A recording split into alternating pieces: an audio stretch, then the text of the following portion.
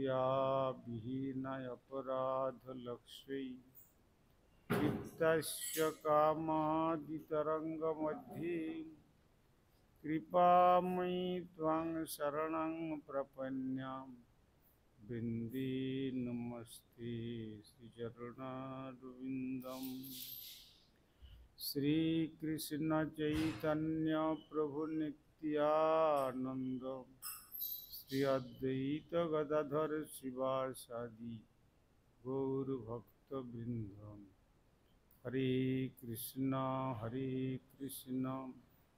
कृष्ण कृष्ण हरे हरे, हरे राम राम राम हरे हरे। श्री गुरुदेव जय प्रभुपाद, जय राधारंग, जय गोस्वामी।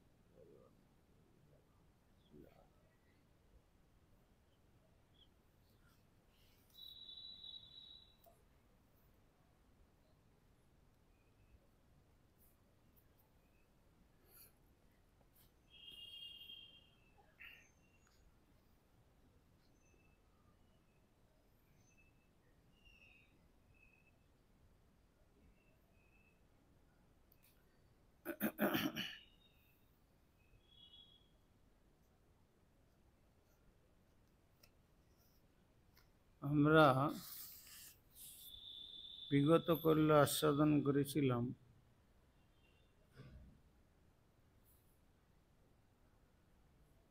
শ্রীমদ্ ভাগবতম দশম স্কন্ধের 20 অধ্যায়ের 22 সংখ্যক শ্লোকে সরস্ব শান্ত রোধসু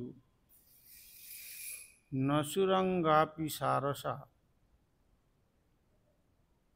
গৃহেস্ব শান্তকৃত্যেষু গ্রাম্যৈব দুরাশয়া।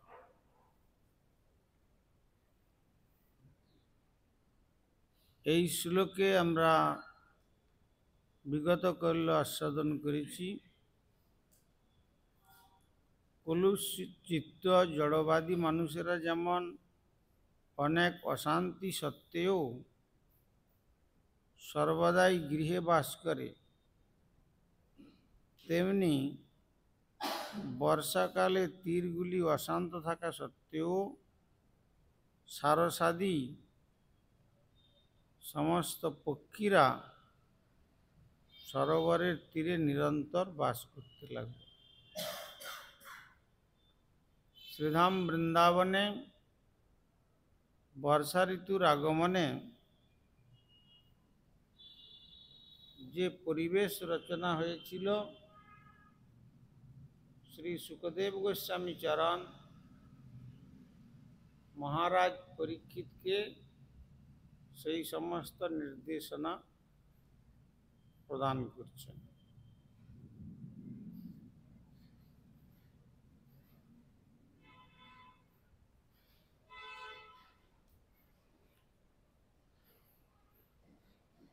বলছেন যাদের চিত্ত কলুষিত, কামী, ক্রোধী, লোভী, মদ মোহ মাৎসর্য প্রবণ, সেই কলুষিত চিত্ত জড়বাদী মানুষেরা যেমন অনেক সংসারে অশান্তি থাকা সত্ত্বেও সর্বদাই তারা গৃহকে কেন্দ্র করে তারা বসবাস করে, তেমনি বর্ষাকালে সরোবরের তীরগুলি বা জলাশয়ের তীরগুলি বৃষ্টির ফলে অশান্ত হওয়া সত্ত্বেও সারসাদি যে সমস্ত সরোবরের তীরে যে সমস্ত পক্ষীকুল নিরন্তর বাস করে, তারা তার মধ্যেও অবস্থান করে তাদের খাদ্যের অন্বেষণ করতেছিল।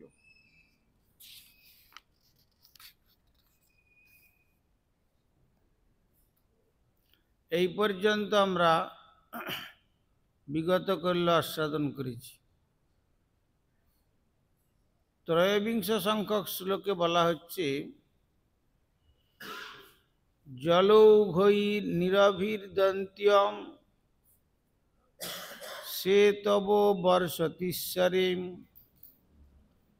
পাষণ্ডী নাম সদ্বাদ্বৈর বেদমার্গা কলৌ যথা।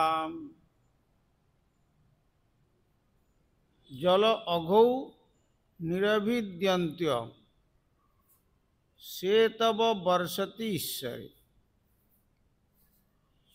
জলঘৈ মানে বন্যার জলের দ্বারা নিরভিদ্যন্ত ভগ্ন হয়েছিল সে তব সেতুগুলি বা বাঁধগুলি। বর্ষতি যখন তিনি বর্ষণ করেছিলেন ঈশ্বরে দেবরাজ ইন্দ্র পাষণ্ডী নাম নাস্তিকদের অসৎবাদই মিথ্যা মতবাদগুলির দ্বারা বেদমার্গা বেদের পন্থাগুলি কলৌ কলিযুগে যথা। অর্থাৎ কলিযুগে নাস্তিকদের ভ্রান্ত মতবাদগুলি যেমন বৈদিক বিধিনিষেধের সীমা ভঙ্গ করে,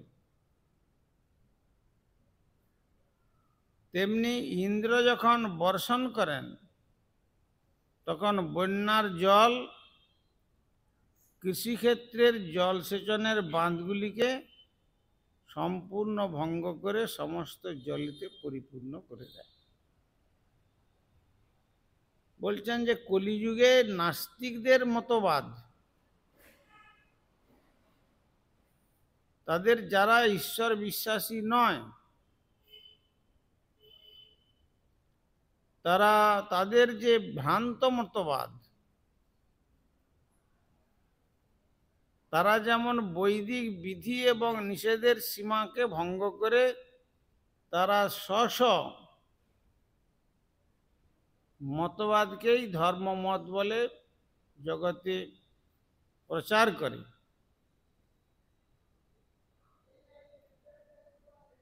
কেননা এটা কলিকালের প্রভাব।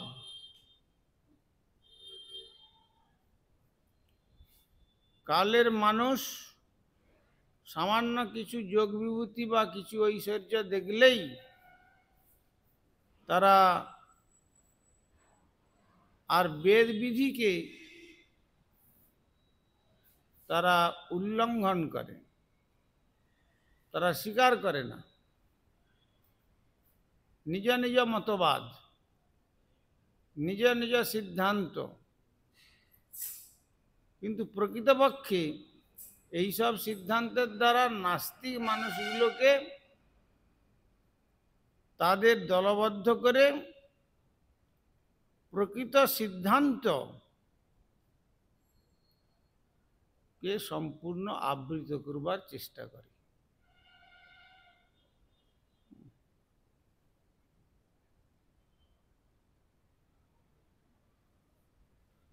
সেই জন্য বলেছেন, শ্রুতি স্মৃতি পুরাণাদি পাঞ্চরাত্রিক বিধিং বিনা ঐকান্তিকী হরের ভক্তি উৎপাতৈব কল্পতে।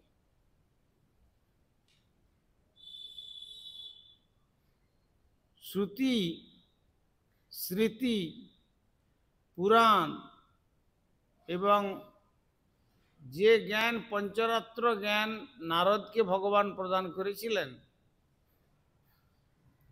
সেই যে বিশুদ্ধ ভগবৎ সাধনার বিধিগুলো, সেই বিধিকে বাদ দিয়ে যে ঐকান্তিক হরিভক্তি, যারা তথাকথিত শাস্ত্রের কোনো সিদ্ধান্ত নেই সেইটাকেই তারা সিদ্ধান্ত বা শুদ্ধ ভক্তির পদ বলে মনে করে, সেখানে বেদব্যাস জানিয়ে দিলেন সেটা হচ্ছে জগতের পক্ষে এক প্রকার উৎপাত সৃষ্টি করে।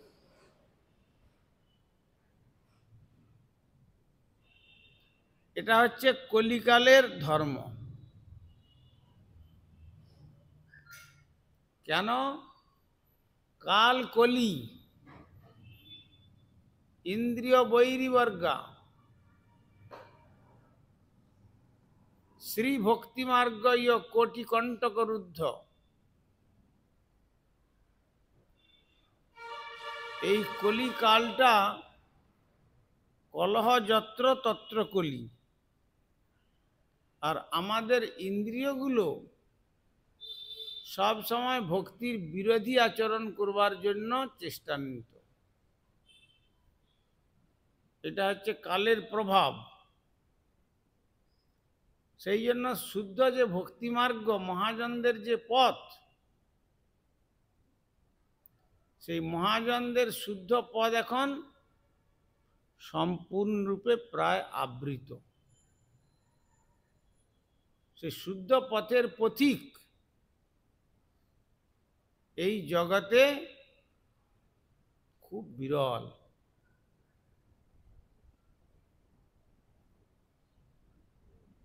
এই জন্য জগতে এখন অনেক তথাকথিত মতবাদ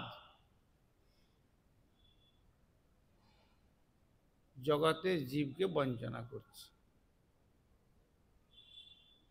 আর কলির মানুষও জানতে পারে যে যাতে অতি সহজভাবে সব কিছু আহার করা যাবে, সব কিছু নেশা পান সব কিছু আহার্য থাকবে, মাদক দ্রব্য আদি সবই চলবে, হ্যাঁ, আর এই সমস্তের কোনো নিষেধ নাই। তোমরা যা কিছু করো, যা কিছু খাও, যা কিছু যেভাবেই জীবনযাপন করো না কেন, কেবল হরিনাম করতে থাকো।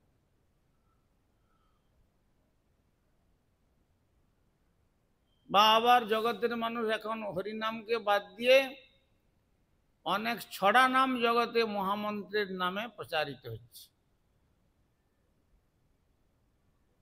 নিজের নিজের একটা ছড়া করে নিয়েছে। শাস্ত্রের যে শুদ্ধ সিদ্ধান্ত, বেদব্যাস যেমন কলিকালের মহামন্ত্র দিয়েছেন, হরে কৃষ্ণ মহামন্ত্র, কলিসন্তরণ উপনিষদ যদি আমরা আস্বাদন করি, সেখানে দেখতে পাবো ষোড়শ ইতানি নামানি দাত্রিংশৎ বর্ণকানি কলৌ যুগে মহামন্ত্র সম্মত জীবতারণ। কলিযুগের মানবকে বা কলিযুগের জীবকে একমাত্র তারণ করবার ক্ষমতা এই তারক ব্রহ্ম 16 নাম 32 অক্ষর।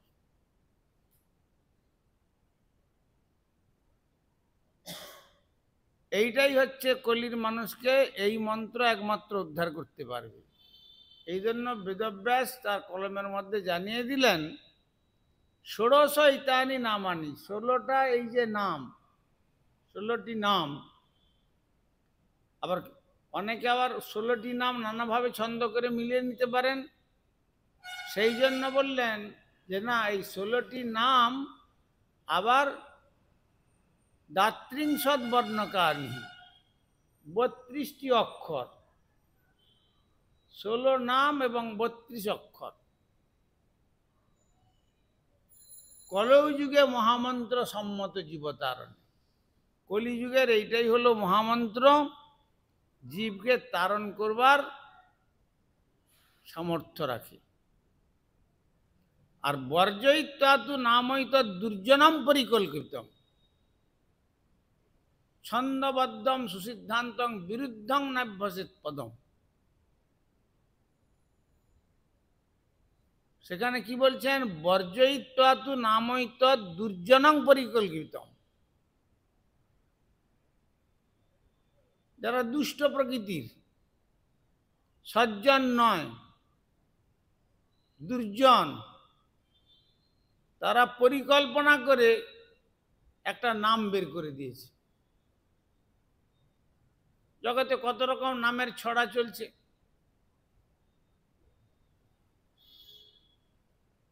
কেউ আবার বলছে দেখুন, যেমন ভজ নিতাই গৌর রাধেশ্যাম, জপ হরে কৃষ্ণ হরে রাম। কখনো মন্ত্রের মূর্ত দেবতা একটি মন্ত্রেতে বহু ইষ্টদেব থাকেন না, এক এক মন্ত্রে এক এক দেবতার নাম থাকে। এই মন্ত্রটি ভগবানের নাম হলেও কিন্তু এটি হচ্ছে ছড়া নাম, এটি মহামন্ত্র নয়। বলে কেন, আমরা তো হরে কৃষ্ণ হরে রাম বলছি, নিতাই গৌর রাধেশ্যাম বলছি, সবই তো বলছি, কিন্তু এটা কলিযুগের মহামন্ত্র নয়।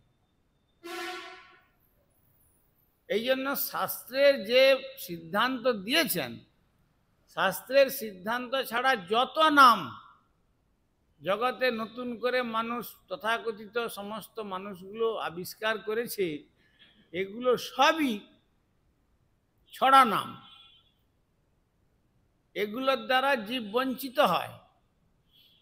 আর ব্যাসদেব বললেন এর দ্বারা এক ধরনের জগতে ধর্মের উৎপাত সৃষ্টি করে। উৎপাতই বকল্পতি, ছন্দবদ্ধ সুসিদ্ধান্ত বিরুদ্ধং, সুসিদ্ধান্ত বিরোধ নাভ্যসেত পদম, বলছেন সেটি কখনো অভ্যাস করবে না।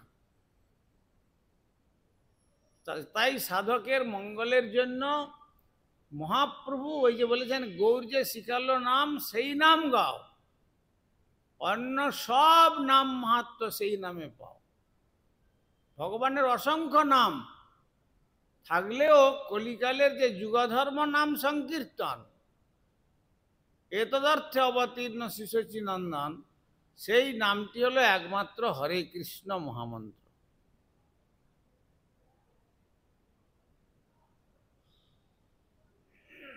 কেবলমাত্র হরে কৃষ্ণ মহামন্ত্র, এর কোনো অল্টারনেটিভ নাই। প্রভুপাদ বললেন যে হরিনামের কোনো অল্টারনেটিভ নাই।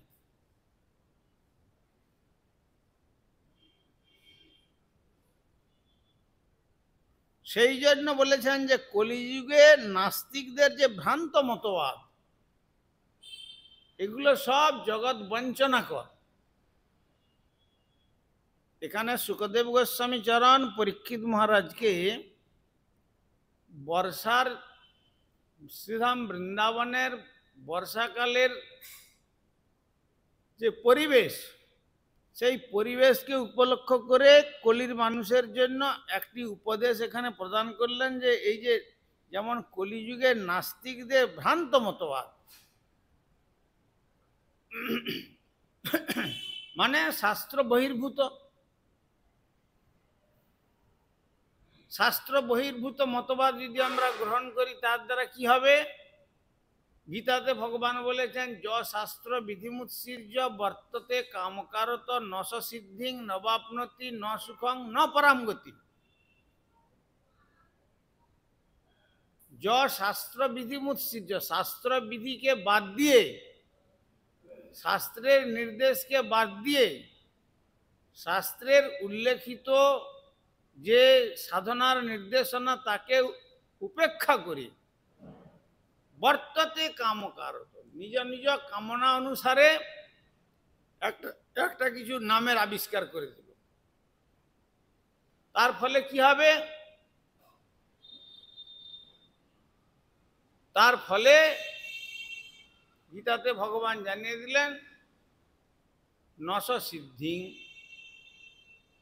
সে নামেতে কখনো সিদ্ধি লাভ করতে পারবে না, অর্থাৎ জীব কখনো উদ্ধার লাভ করতে পারবে না। নবাপ্নতি, ভগবান বলছেন শ্রীকৃষ্ণ গীতাতে যে সে আমাকেও পাবে না। ন সুখম, পারমার্থিক সুখ তার জীবনে কখনো সে উপলব্ধি করতে পারবে না। ন পরাম গতি, তার কখনো পরম গতিও লাভ হবে না, অধোগতি হবে। যশ শাস্ত্র বিধিমুৎসৃজ্য। শাস্ত্র কাকে বলবো? বলবে আমরা তো এই এই বইতে দেখেছি এরকম কথা আছে, এই বইতে দেখেছি এরকম কথা আছে। যেমন আমি একটি জায়গাতে পাঠে গিয়েছিলাম কলকাতাতে, সেখানে একজন বলছে পাঠক, আমি যখন বললাম যে হরিদাস ঠাকুর যবনের ঘরে জন্মগ্রহণ করেছিলেন, তখন সে সঙ্গে সঙ্গে বলছে যে মহারাজ আপনি এটা ভুল কথা বলছেন কেন? হরিদাস ঠাকুর তো ব্রাহ্মণের কুলে জন্মগ্রহণ করেছিলেন। আমি তখন তাকে বললাম যে আপনি শ্রী চৈতন্য চরিতামৃত পড়েছেন? চৈতন্য চরিতামৃতকে বিশ্বাস করেন?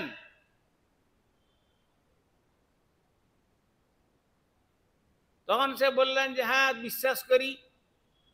আমি বললাম দেখুন হরিদাস ঠাকুরের জীবনে কবিরাজ গোস্বামী চরণ শ্রী চৈতন্য চরিতামৃতে লিখে দিয়েছেন যে জাতি কুল সব নিরর্থক বুঝাইতে জন্মিলেন হরিদাস যবন কুলেতে। তার মানে কি যবন মানে কি ব্রাহ্মণ। আবার কোথাও কোথাও সেখানে অবর কুলেতে বলা হয়েছে, অবর। বড় বড় মানে শ্রেষ্ঠ, অবর মানে নিকৃষ্ট।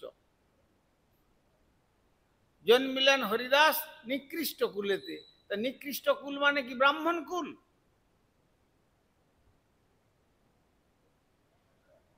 তখন সে মাথাটা নিচু করে আর কিছু বলে না। তখন সবাই যারা ছিলেন তারা বলছেন আপনি কি পাঠ করে আমাদের শোনান, তাহলে এইরকম ভুল কথা শোনান। এইরকম ভাবে মানুষ, জগতের বিশেষ করে বক্তারা বেশিরভাগ মানুষকে ভগবানের শুদ্ধ ভক্তির লাইন থেকে বঞ্চনা করে। তারা তাদের স্বার্থ চরিতার্থ করতে পারলেই হয়। কিসে আমার স্বার্থটা পূরণ হবে, বাস। ভক্তের শিষ্যের মঙ্গল হোক নরক হোক যাই হোক কোনো দরকার নাই, কিন্তু আমার বার্ষিকীটা পেলেই হলো। গুরু মহারাজ বলতেন যে কেবল বার্ষিকীটা পেলেই আমার হয়ে গেল, আর তোমাদের কোনো চিন্তা নেই। এইভাবে মানুষকে বঞ্চনা করেছে জগৎ। তাই শাস্ত্র কাকে বলেছেন? শাস্ত্র ব্যাসদেব নিজেই বলেছেন কাকে শাস্ত্র।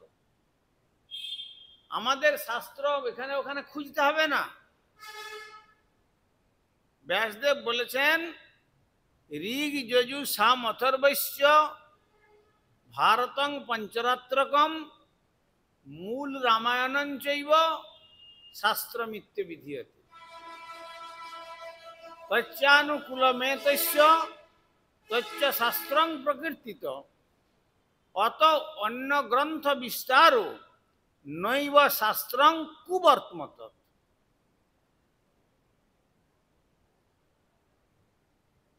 তারা যদি বলে যে আমরা তো শাস্ত্র পড়ে, বলে কোন শাস্ত্র থেকে বলেছেন?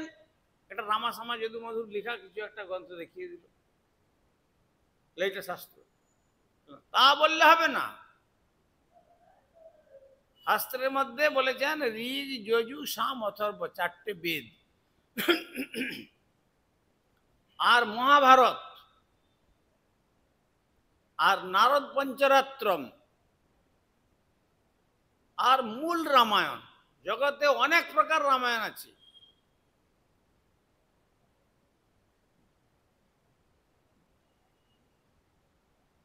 কিন্তু অনেক রামায়ণের মধ্যে, তার মধ্যে যেমন একটি এখানকার আমাদের পুলিয়ার যেমন কৃত্তিবাস পণ্ডিত,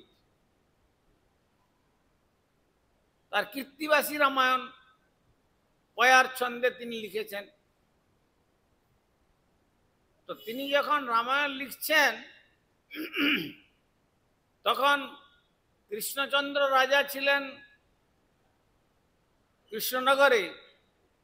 তিনি বললেন আমি তো মায়ের ভক্ত, আমার মাকে একটু তোমার গ্রন্থে স্থান দিয়ে যাও। লিখতে লিখতে এমন লিখলেন যে রামচন্দ্র দুর্গা পূজা করেছেন।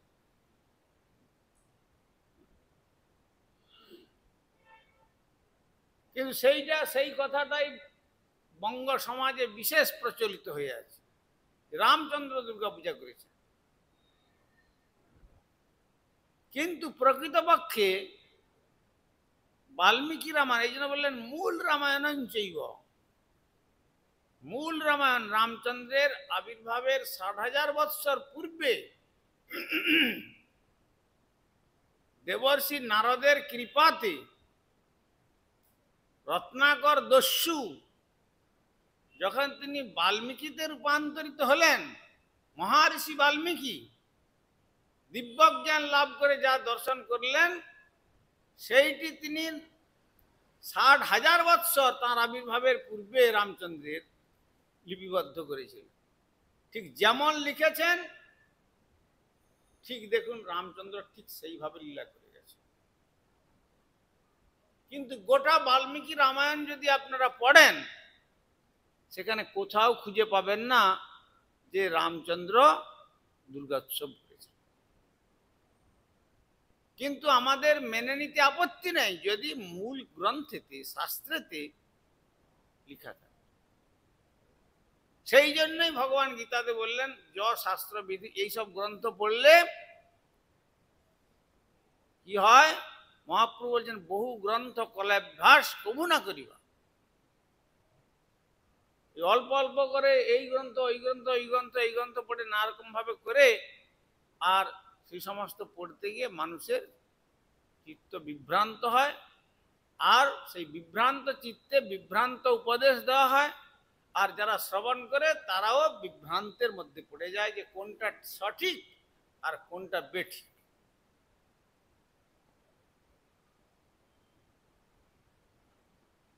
এই জন্য অন্য কোন রামায়ণকে আমরা স্বীকৃতি দিই নাই, কেবল মূল রামায়ণটিকে আমরা স্বীকৃতি দিই। মূল রামায়ণ হচ্ছে শাস্ত্র মিথ্যে বিধিয়াতে। আর কি শাস্ত্র? এর অনুকূলে যে সমস্ত প্রকরণ গ্রন্থ আছে, তচ্চানুকূলমে তস্য,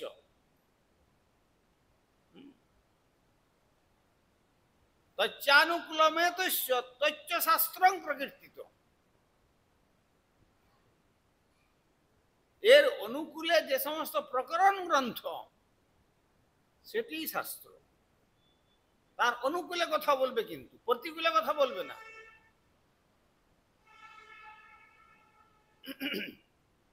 যেখানে মহাভারতে বললেন মহাজন যেন গতস্য পন্থা, সেখানে বলবো যে না, মহাজনদের গতস্য পন্থা না, তে পন্থা না, বহু পন্থা বলে দিলাম কথা, বললেন না, তা চলবে না। সেই জন্য বললেন যে তার দ্বারা তচ্চানুকূলমে তস্য তচ্চ শাস্ত্রং প্রকীর্তিত, সেগুলি শাস্ত্র অনুকূল প্রকরণ গ্রন্থ। অত অন্য গ্রন্থ বিস্তার, আর যত অন্য যে সমস্ত গ্রন্থ বাজারে হাটে বাজারে মাঠে ঘাটে পাওয়া যাচ্ছে, নৈব শাস্ত্রং নৈব শাস্ত্রং, অর্থাৎ সেগুলো শাস্ত্র নয়, কুবর্তমত, মানুষকে কুপদগামী করে, মানুষকে নিরয়গামী করে, মানুষকে ভুল পথে পরিচালিত করে। তাহলে ঋগ যজু সাম অথর্বৈশ্য ভারতং পঞ্চরত্রকম মূল রামায়ণ চৈব শাস্ত্র মৃত্যু বিধিয়াতে। এখানে প্রশ্ন হতে পারে, তাহলে যে শ্রীমদ্ ভাগবত বা ভগবদ গীতা, তার নাম কোথায়? সেখানে শ্রীমদ্ ভগবদ গীতাটি হচ্ছে মহাভারতের ভীষ্ম পর্বের একটি অংশ। তার থেকে গীতা শ্রীমুখের, ভগবানের শ্রীমুখের বাণী বেরিয়ে এসছে, সুতরাং প্রকরণ গ্রন্থ। আর কি না, এই যে শ্রীমদ্ ভাগবতকে বলেছেন সর্বং বেদ ইতিহাসানাং সারং সারং সমুদ্রিতম। নিগম কল্পতরুর গলিতং ফলম সুখ মুখাদম দ্রব সংযুতং পিবতম রসমালয়ং মোহরোহ রসিকা ভুবি ভাবুকা। বেদরূপ যে কল্পবৃক্ষ, বেদ যে মূল শাস্ত্র, বেদরূপ কল্পবৃক্ষের পরিপক্ক রসাল ফল। বেদে তবু কিছু ডালপালার কথা আছে, কিছু আগাছার কথা আছে। এই জন্য ভগবান গীতাতেও বলে দিয়েছেন, বেদা বিভিন্ন সুত বিভিন্ন নাসার বিশির দৃশ্য মতং ন ভিন্নম ধর্মস্য তত্ত্বং নিহিতং গুহায়াং মহাজন যেন গতস্য পন্থা। এই ধর্মরাজ এই উক্তি দিলেন। তো সেখানে এই যে শ্রীমদ্ ভাগবত নিগম কল্পতরুর গলিতং ফলম, বেদরূপী যে কল্পবৃক্ষ, কল্পবৃক্ষের কাছে যে যা চাইবে সে তাই পায়, কিন্তু কেউ বিষয় ভোগ করতে বাসনা করে সেই বস্তু পেয়ে যায়, কেউ বা অন্য কোনো ভোগের আকাঙ্ক্ষা করে সে বস্তুর সন্ধান দেওয়া আছে। বিভিন্ন কথা বলা আছে, বিভিন্ন মতের কথা, মানে কিছু আগাছা কিছু ভালো, সব রকম বিস্তৃত আছে। এই জন্য ভগবান বললেন গীতাতে অর্জুনকে ত্রৈগুণ্য বিষয়া বেদা, বেশিরভাগই ত্রিগুণের কথা আছে।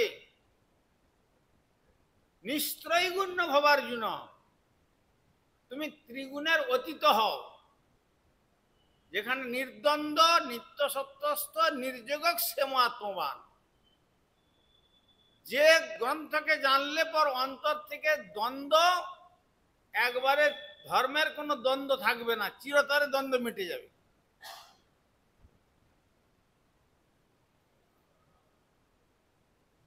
আর নিত্য সত্য বস্তুকে জানতে পারবে।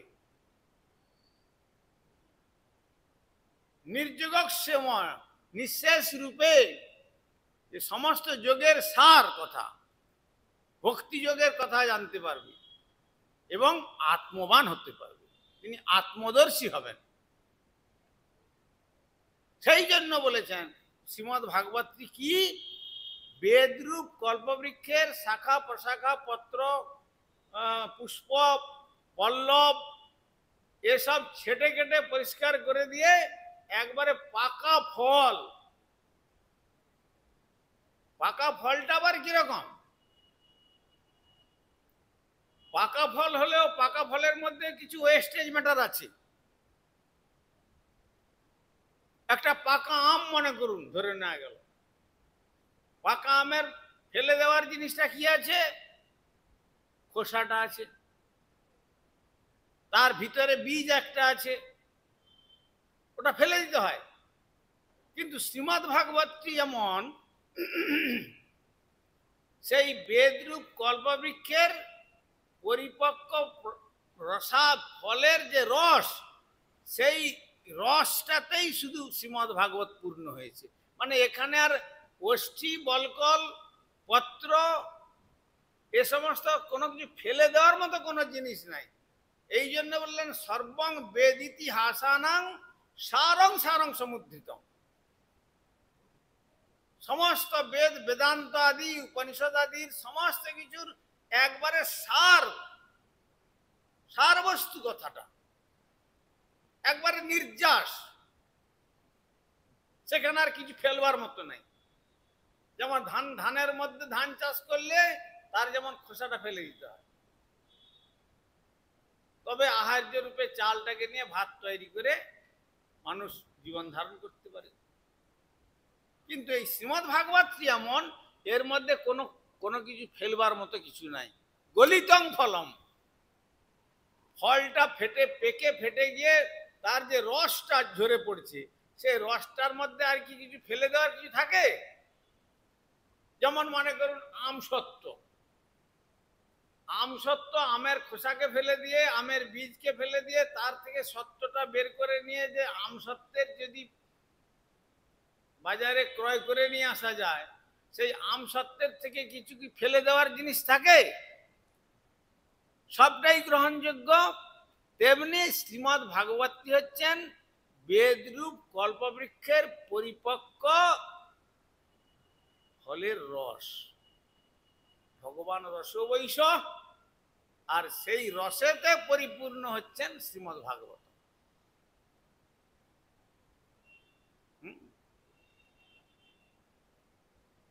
আর যদিও তা ছিল সুখ মুখাদমৃত দ্রব সংযুত, আবার ফলেতে যেমন সুখ পাখি মুখ দিলে আরো মিষ্ট হয়, আবার জন্মযোগী মাতৃগর্ভে যিনি সিদ্ধি লাভ করেছেন তিনি তো অপর কেউ নন, রাধারানীর সুখ। তিনি সুখদেব রূপে অবতীর্ণ হয়েছিলেন, যে রাধারানী সর্বদা তার সুখ পক্ষীটিকে কৃষ্ণ গুণগান করতে শিক্ষা দিতেন।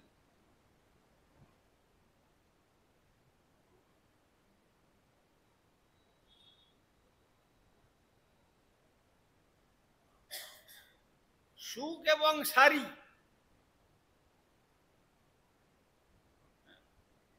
সুখ হচ্ছেন রাধারানীর আর সারি হচ্ছেন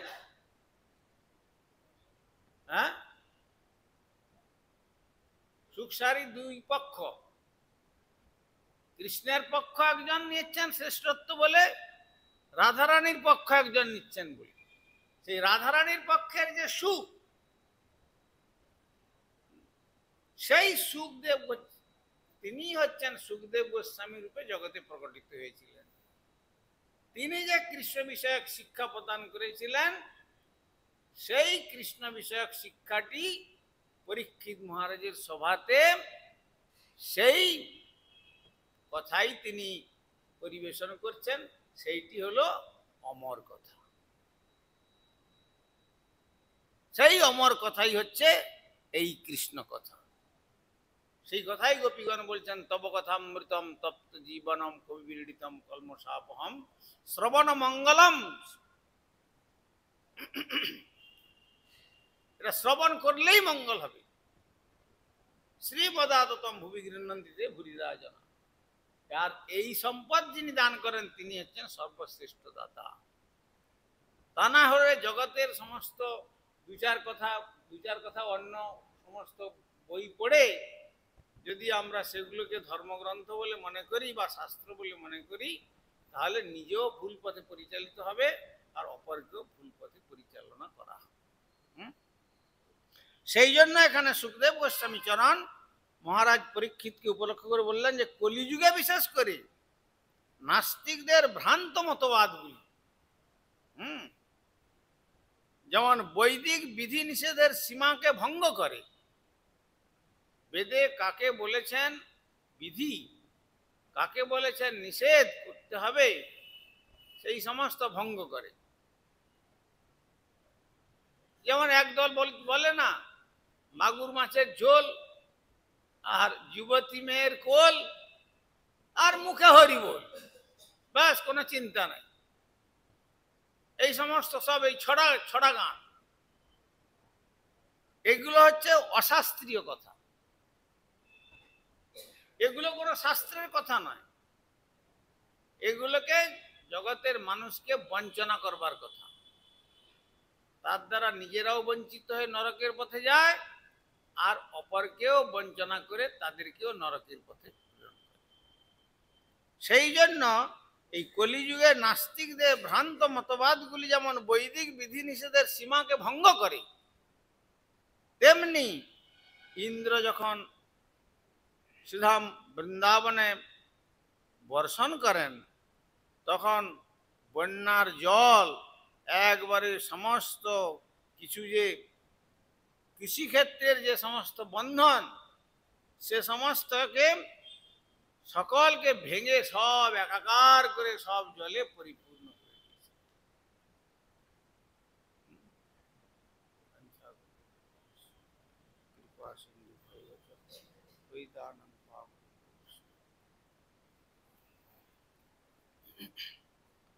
हरिहरय नम कृष्ण जादवाय नम हरिहरय नम जादवाय माधवाय केशवाय नम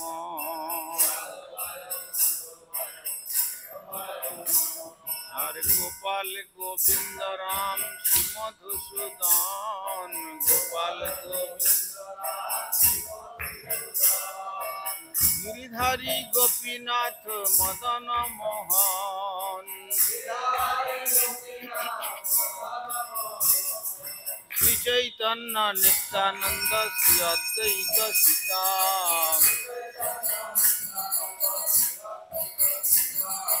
हरि गुरु वैष्णव भागवत गीता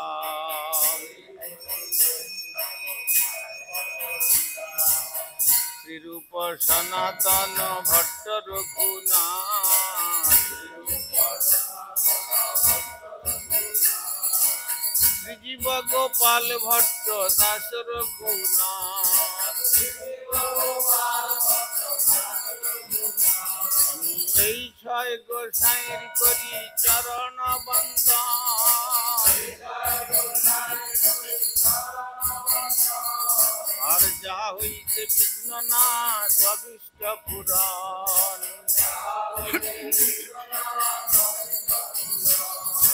এই ছয় গোসাই যার তার দাস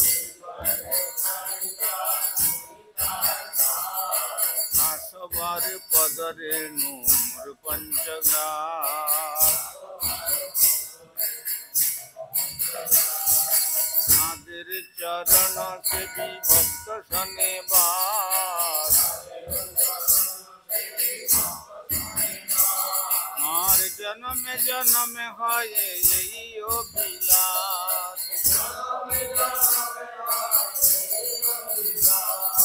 এই ছয় গোসাই যবে ব্রজে কইলা বাস রাধা কৃষ্ণ নিত্য লীলা করিলা প্রকাশ মনের আনন্দে বল হরি ভজ বৃন্দাবন মনে আর শ্রী গুরু বৈষ্ণব পদে মজাইয়া মন শ্রী গুরু বৈষ্ণব পাদ পদ্ম করিয়া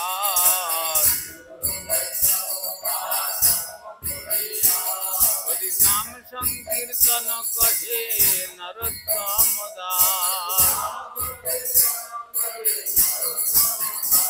বলো হরে Krishna Krishna Krishna Hare Hare Hare Ram Ram Ram Hare Hare Hare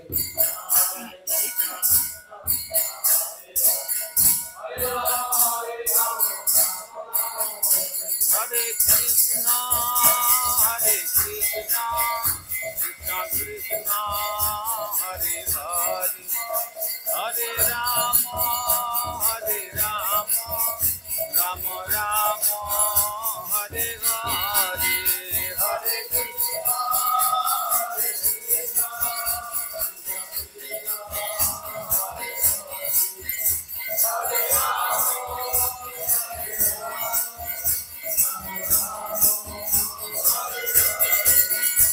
Jai Guru Hari Bol, Hari Bol, Hari Bol, Jai Guru Hari Bol,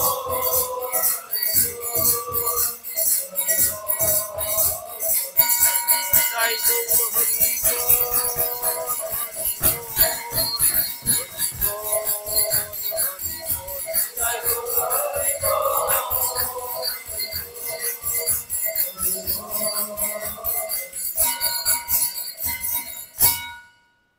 Shri Shri गुरु गौरांग गंधर्विका गिरिधारी श्री राधा गोविंद गोपीनाथ मदन मोहन श्री जगन्नाथ बलदेव सुभद्रा श्री राधारमन देव धामेश्वर श्री गौर सुंदर श्री श्री जगन्नाथ देव श्री गिरिराज महाराज श्री राधा दामोदर जी ग्रंथराज श्रीमद् भागवतम तुलसी महारानी तथा संध्याकालीन भागवत अधिवेशन महामहोत्सव की जय।